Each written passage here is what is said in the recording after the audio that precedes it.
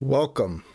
College students often think that they are adept at doing more than one thing at the same time. In this video, I'd like to address the myth of multitasking and encourage you to do one thing at a time. Focus your attention on your intended objective. When multitasking, it's likely that your cognitive focus will be distracted from your intended objective and result in potentially significant negative outcomes. For this video, I'd like to use my iPad as a reference tool. I'm displaying my iPad image on the screen, and you can see that I'm in the Zotero application for iOS. I'd like to begin with an article, The Myth of Multitasking, by Rosen. This is not so much a formal academic article as it is a summary of multitasking and a little bit of a literature review. But I've gone through this article and I've identified some sections in the document that I think are particularly salient, and I'd like to call your attention to these. The first item that I highlighted in Rosen's article is a little bit humorous to me. She reports that the BBC, the British Broadcasting Corporation, reported that Hewlett-Packard and the Institute of Psychiatry at the University of London found that, quote, workers distracted by email and phone calls suffer a fall in IQ more than twice that found in marijuana smokers, end quote. I just find that humorous because common thought has it that one that is high from marijuana use is often unable to concentrate. But my experience has been, if I am distracted by incoming email messages or text messages, it's very difficult for me to focus on the cognitively intensive work that I might be doing either on my tablet or on my computer. I feel distracted in the sense that I am pulled away from the work that I wish to concentrate on, and it's difficult for me to grab my concentration back. This problem gets addressed in a few of the future articles that I'll present to you. There was an interesting trait identified later in this page, and that's attention deficit trait.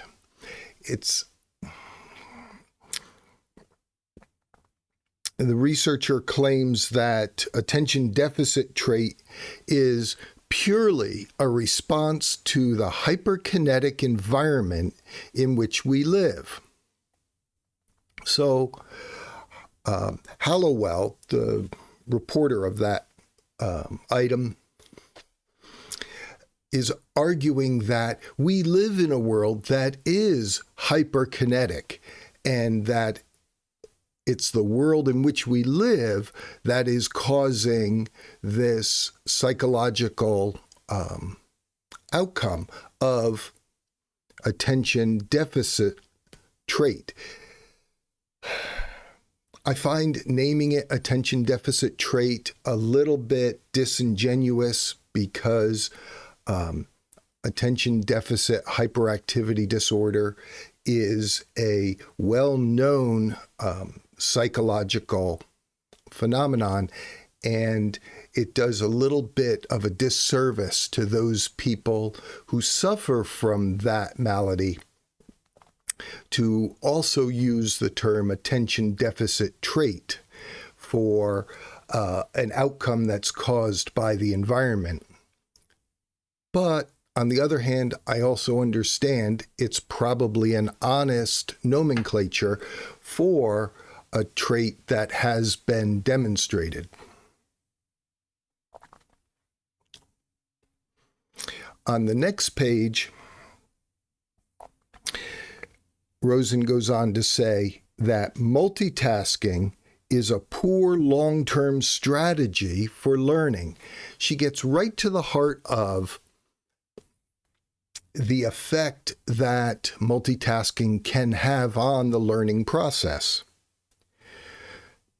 She also writes, task switching leads to time lost as the brain determines which task to perform.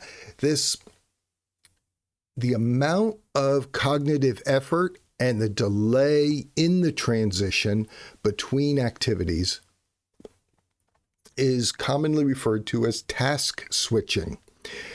And task switching has a particular cost, not just in the delay, but also in the amount of energy that it takes to transition your or one's attention from one activity to another.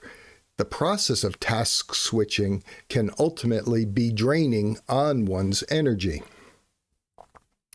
She goes on to say multitasking contributes to the release of stress hormones and adrenaline, which can cause long-term health problems if not controlled, and contributes to the loss of short-term memory. Now, these findings, particularly the one related to short-term memory, sometimes known as working memory, is addressed in some of the other articles that I'll present to you. So it's something to keep in mind that the process of switching concentration from one task to another, or even just switching attention from one task to another, can affect one's ability to keep in short-term memory the details that were addressed in either or both of those activities. She reports that Poldrick has warned, we have to be aware that there's a cost to the way that our society is changing, that humans are not built to work this way. We're really built to focus. And when we sort of force ourselves to multitask, we're driving ourselves to perhaps be less efficient in the long run, even though it sometimes feels like we're being more efficient. And this is important. We are not biologically wired to do multiple things at the same time. We are naturally inclined by our biology to focus on a single activity at a time and then intentionally move on to a new activity, leaving the initial activity behind. When multitasking, one of the outcomes could be very quick but very shallow thinking. People who have achieved great things often credit for their success a finely honed sense for paying attention. And this has been true in my experience.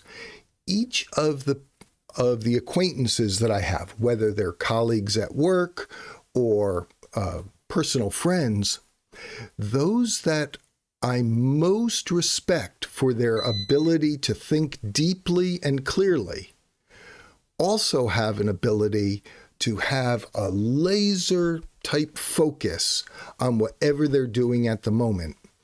It's almost an ability to ignore the distractions around them so that they can focus their attention on what's important.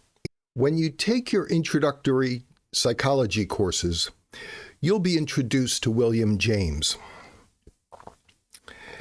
James stated in his Principles of Psychology, which he wrote in 1890, the differences among sensorial attention, intellectual attention, passive attention, and the like. And he noted the gray, chaotic indiscriminateness of the minds of people who were incapable of paying attention. This is the polar opposite of the behaviors that have been demonstrated by the people that I respect for their ability to think clearly and deeply. To James, steady attention was thus the default condition of a mature mind. So James thought that it's natural for humans, as adult humans, to want to think clearly and to focus their attention on one activity at a time. James believed that the transition from youthful distraction to mature attention was in large part the result of personal mastery and discipline. So James was arguing that this ability to focus one's attention to single task is a skill that can be learned and should be practiced. I'd like to now move to a research paper written by Busser and Peter. They argue in their introduction, these results suggest that scheduling is a significant determinant of productivity. Women suffer as much as men when forced to multitask and are actually less inclined to multitask when being free to choose. So Busser and Peter are addressing the common argument that women are better at multitasking than men are. And in their research, they report that women are not better multitaskers than men. The women may feel less discomfort, but that doesn't mean their multitasking results in either greater productivity or greater quality of thought.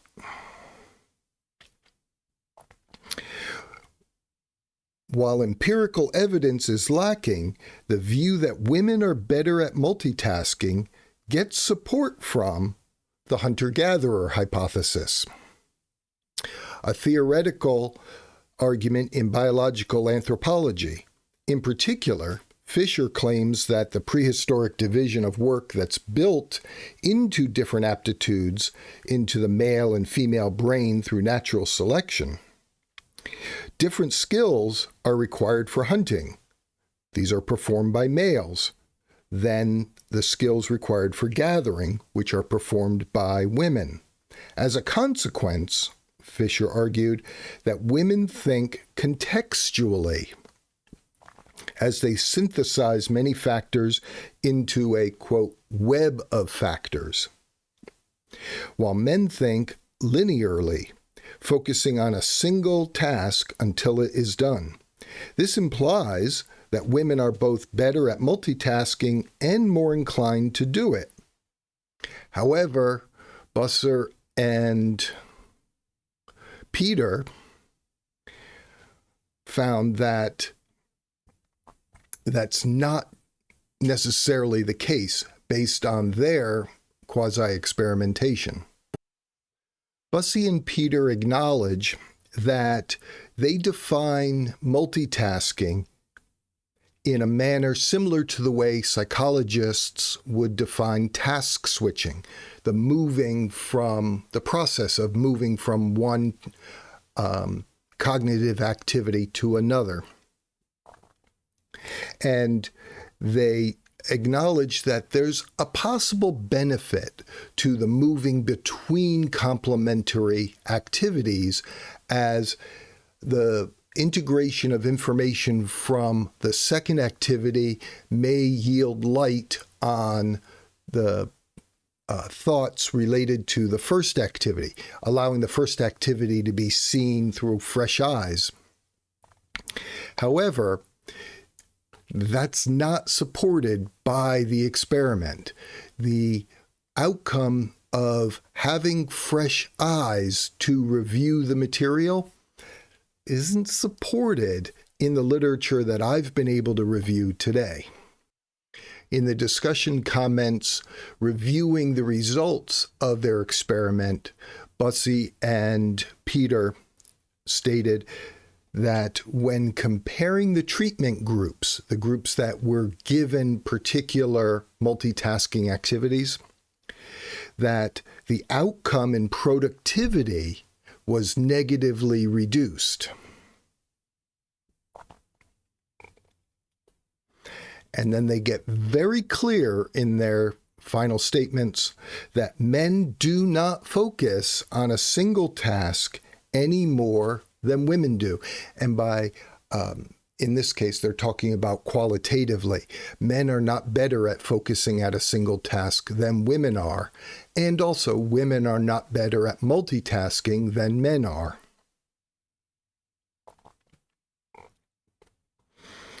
However, and I like this terminal comment at the end of section 4, it therefore seems more likely that subjects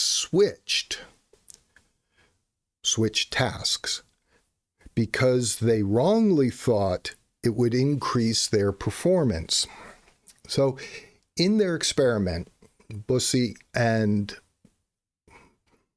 Peter had multiple groups of participants. One group was allowed to choose when individually they could switch tasks. Another group was directed when to switch tasks, and they compared the effects of multitasking between these groups. And they found that regardless of whether someone had the authority to choose when to switch their attention or not, there was no discernible difference in effectiveness. In both cases, productivity was reduced. However, they did find that work scheduling can be an important determinant of productivity. While they found that multitasking lowers performance as compared to sequential completion of an activity, when the schedule is preset, there could be an improvement in the quality of work compared to a very flexible or non-existent schedule. So it's not the scheduling per se that caused the problem in the multitasking tests. It's the multitasking that caused the degradation in quality of performance. They reported, or I should say they commented, that Ireli and Vertenbroek found that students who can set their own deadlines perform worse than those who are forced to adhere to equally spaced deadlines. And I was fortunate to take a class with Ireli many years ago. And his specialty is in behavioral economics. And while I like the way he thinks about problems, and this comment is in line with other advice that I've received from Ireli, and it also aligns with my own experience. I have found that in semesters where I allow students to have a say in the deadlines for their activities, that they tend to perform worse than compared to students in semesters where I have set the deadlines clearly in the syllabus at the beginning of the semester. And part of what I think comes into play is a little bit of procrastination, because students think to themselves, well, I've set my own deadline, therefore I don't have to rush to do this assignment. I don't know that for a fact, but that's my initial thought. But I do know that students tend to perform better when given a schedule of activities rather than creating the schedule for themselves. And Busser and Peter conclude with a comment, as far as gender differences are concerned, we do not find any evidence for them in the effects of multitasking. Besides, the share of switchers is exactly the same for men and women, and the average number of switches is higher for men. These results contradict Fisher's claims from 1999. If men think so much more linearly than women do, why don't men insist more on a sequential schedule? And why is it that women do not adapt better to multitasking than men when forced to alternate between activities? In summation, the view that women are better at multitasking is not supported by our findings. In another research paper from a number of authors led by Jamet, a definition of multitasking is presented. Divided attention and non-sequential task switching for ill-defined tasks as they're performed in a learning situation. So these authors are addressing specifically the effects of multitasking within a learning environment. And this article in particular is appropriate for you as a college student because you will be presented with opportunities to multitask both while in class and while studying. And you have to have the discipline, as James introduced to us back in 1890, to avoid the switching between tasks and focus on one task at a time and do that single task to the best of your ability. Jamet and colleagues reported that research has shown that in many dual task situations, performance suffers and more time is spent on each task. So not only during multitasking, not only is the quality of work degraded, but the total aggregate time is increased. So multitasking doesn't improve quality and it doesn't save time, according to these authors. They address the cognitive theory of multimedia learning. And this is interesting because you are likely attending an institution that uses multimedia in its presentation of academic material. You're reading text, you're watching videos, you're listening to audio presentations, you're attending lectures from your professors. In the classroom, your professors are using a combination of oral lecture and PowerPoint presentations. So you're receiving your information from multiple media sources. And the cognitive theory of multimedia learning might directly apply to your needs as a college student.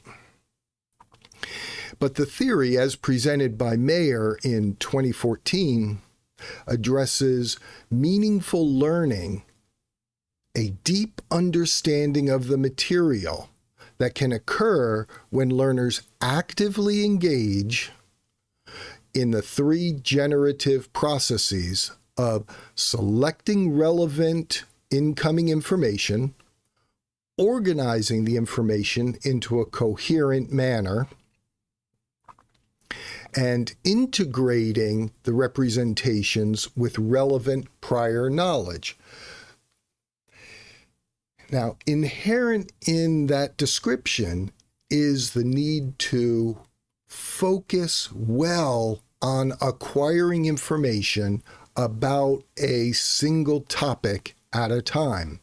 So it's almost inherent within the definition of cognitive theory of multimedia learning that multitasking would be inappropriate.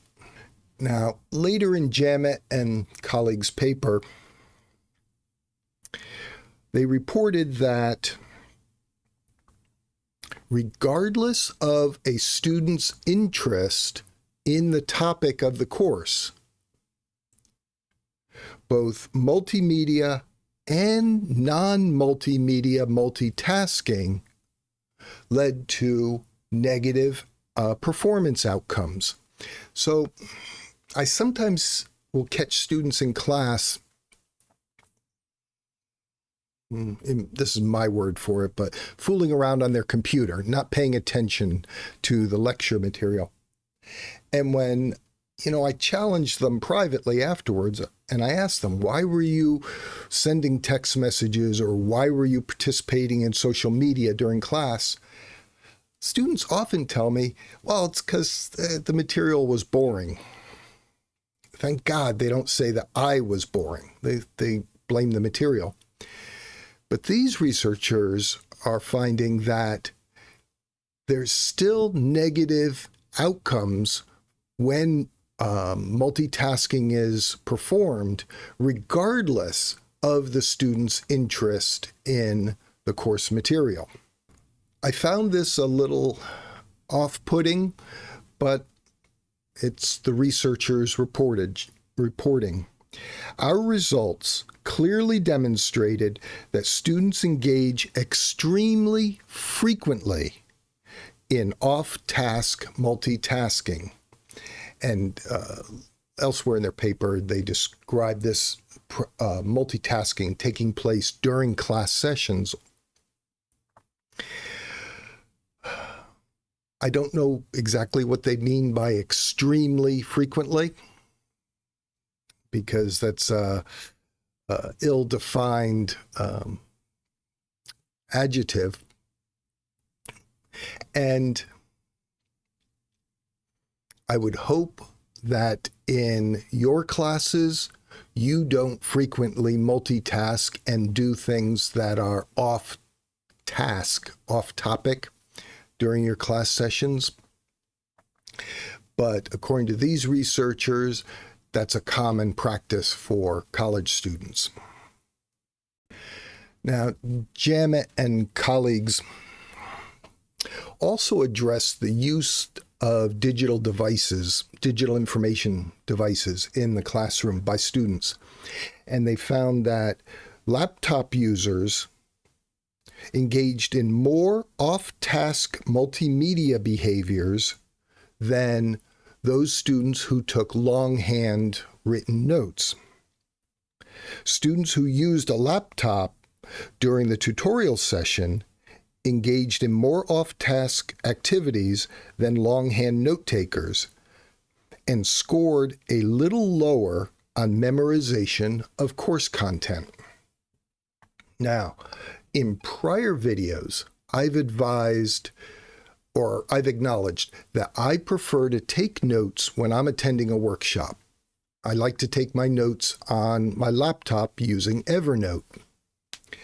But I will admit that I am very cognizant to be disciplined in my computer use during the workshop. I focus on attending to the presentation and the conversation among the workshop participants and taking notes about that information. I don't allow myself to switch over and check my email or to check any of my WhatsApp messages. And I'm not a big user of social media, but I trust that if I were a social media user, I would restrict my use of social media during the workshops. But that harkens back to James' comment from more than 100 years ago that we have to be disciplined in our attention to the important information that's in front of us. When I'm attending a workshop, I focus on attending the workshop, being a participant, taking notes about the workshop material. And that's what I encourage you to do when you're in class. If you like to take your notes on a laptop, that's fine. Just take notes on the laptop. Don't also use the laptop for extraneous activities. I'd like to address the content from one more article. This is by Lepp and colleagues, and it addresses multitasking behaviors in both online and face-to-face academic courses. These researchers reported that students attending an online class demonstrate a greater willingness to multitask than do students in a face-to-face class. And they acknowledge that it's possible that in the face-to-face classes, because of the physical presence of the instructor, students may be less willing to participate in off-task activities, either out of fear of getting caught and potentially punished, or possibly, I'd like to think, out of respect to the presenter. I encourage that even when attending an online class, that you demonstrate respect to the instructor by focusing on the material being presented.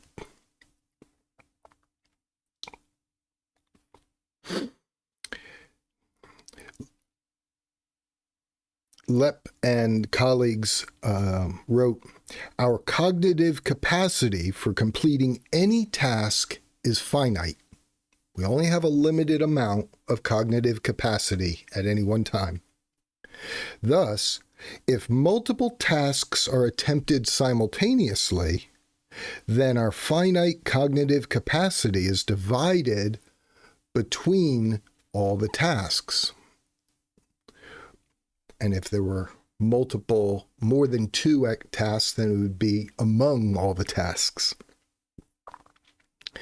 Cognitive load theory and the cognitive theory of multimedia learning, which was addressed in the prior paper, proposed that multitasking increases the load that's placed on this finite cognitive system that each of us has. Multitasking during educational activities negatively affects performance across a variety of outcome measures, including comprehension, recall, and retention. Comprehension, the understanding of the material. Recall, the ability to regurgitate the information while it is stored in short-term memory. And retention is the ability to hold and later recall the information from long-term memory. And I introduced the term short-term memory or working memory a few minutes ago. And these authors again address that in this comment here about recall and retention. We often think that those are can be synonyms, but they're not.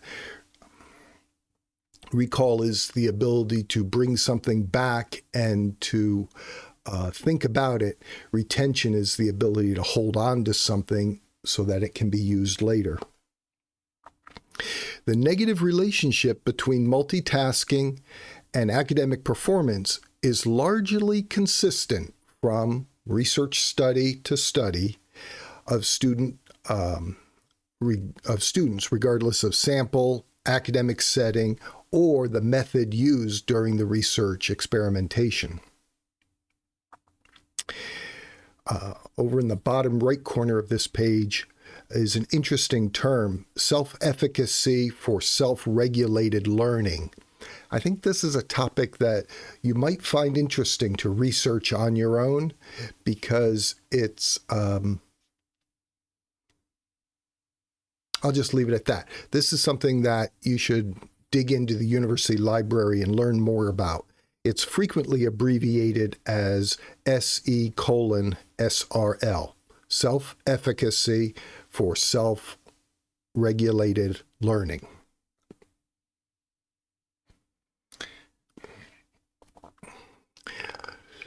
In the final section of this paper, the discussion section, the authors stated, there's ample research to support the theory that multitasking during educational activities negatively affects learning and performance.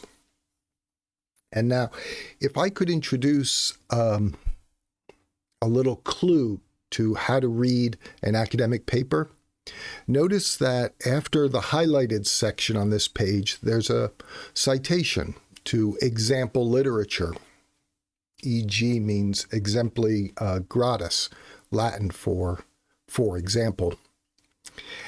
At this point, if this were a topic of interest to you, you could find more information by reading Chen and Yan's paper or Van de Schuur and colleagues' paper.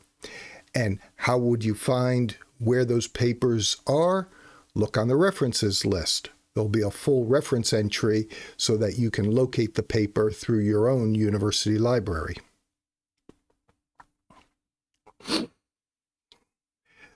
The study that these researchers conducted found that students reported significantly more multitasking in all online courses. So all meaning 100% online courses than in face-to-face courses. And again, this could be because of the lack of physical proximity of the instructor in an online course. Students who have positive attitudes about multitasking and prefer to multitask appear to better control this academically disadvantageous behavior in face-to-face courses. So the students that don't think multitasking is a bad thing, those, in other words, they have a positive attitude toward multitasking, tend to limit their multitasking in face-to-face courses compared to their online courses. But to the contrary, they don't appear to control the behavior in their online courses. So this need for, as James described it, self-discipline is not showing as much influence in online courses than in face-to-face courses. And I want to encourage you to show the discipline to not multitask even when you're attending an online course.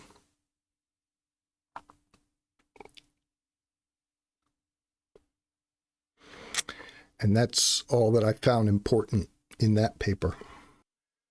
I will put reference entries for all of the articles that I discussed, as well as the other articles that I read when preparing this video. And I'll put those reference entries down in the discussion section of this, or I should say the description section of this video. Multitasking is something that I wish I could do well. I've been trying for a good portion of my adult life to learn how to multitask. And each time I do it, I end up failing. I can't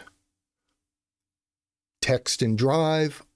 I can't even talk on a hands-free phone and drive a car. Because I've read so many hundreds of papers about the effects of distracted driving on driver performance that I am afraid to even try distracted driving anymore. And my family even knows, don't try to engage me in a cognitively complex conversation if I'm driving the car. So I can't multitask. I'm the first to admit it. I have yet to meet anyone who is a really good multitasker.